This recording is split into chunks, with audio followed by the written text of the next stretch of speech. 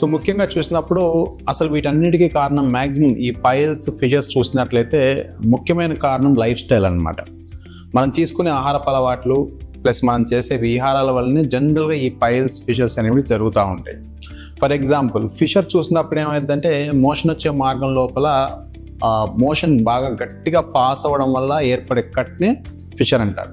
So stool ఎందుకు hard అవుతుందనేది మనం గమనించుకోవాలి first. At the same time మనం కమోడ్ మీద 3 మినిట్స్ కంటే ఎక్కువ టైం స్పెండ్ చేయకూడదు ఒకటి. రెండవది రోజుకి 1 times 2 times మ్యాక్సిమం డెఫికేషన్, అంతకంటే ఎక్కువ డెఫికేషన్స్ అనేది చేయకూడదు. 3-4 సార్లు పోవడం, వాటి వల్ల కూడా మనకి ఈ ఫిషర్స్ పైల్స్ అనేవి ఈజీగా ఏర్పడుతూ ఉంటాయి. And stool should be very soft, హార్డ్గా ఉండకూడదు, very soft and well formed.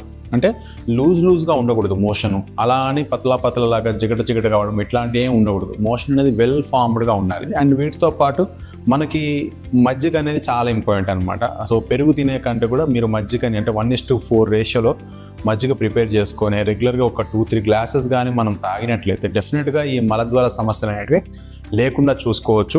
ఒకవేళ పేషెంట్స్కి ఇన్ని చేసినా కానీ కొందరు కాన్స్టిపేషన్ అనేది ఉంటుంది అనమాట. వాటికి ఈ కెమికల్ ఉన్నటువంటి ఎక్కువ మెడిసిన్స్ వాడకుండా మనకు ఆయుర్వేదిక్లో త్రిఫలా చూర్ణం దొరుకుతుంది, ఓకే, హరితకి చూర్ణం దొరుకుతుంది, అంటే కరక్కాయ చూర్ణం అంటారు, సోనాముఖి, ఇట్లా కొన్ని రకాల ఆయుర్వేదిక్ మెడికేషన్స్ ఉంటాయి. అవి డెఫినెట్గా బెటర్ మెడికేషన్ అనమాట, లేకపోతే ఆముదం ఉంటుంది.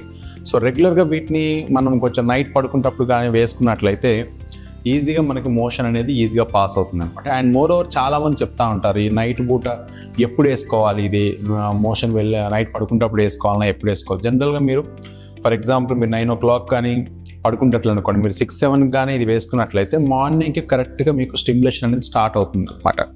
కాబట్టి ఏంటంటే లాక్సేటివ్ కూడా ఒక్కొక్కరికి ఒక్కోలాగా ఉంటుంది. కొందరికి కొంచెం ఆముదం తాగితే కూడా 10 సార్లు మోషన్స్ అవుతాయి. సో కాబట్టి బాడీ తత్వాన్ని బట్టి పేషెంట్ అనేది తనకి ఏది సూట్ అవుతుందో చూసుకోవాలి, ఏది తింటే ఇబ్బంది అవుతుంది అనేది వాళ్ళు ఈజీగా గమనించుకోవచ్చు. చూసుకొని వాటిని అవాయిడ్ చేసి ఇలా మనం ఫుడ్ హ్యాబిట్స్ ఫాలో చేసినట్లయితే ఈ మలద్వార సమస్యలు అనేటువంటి అన్నింటినీ నివారించవచ్చు. Thank you.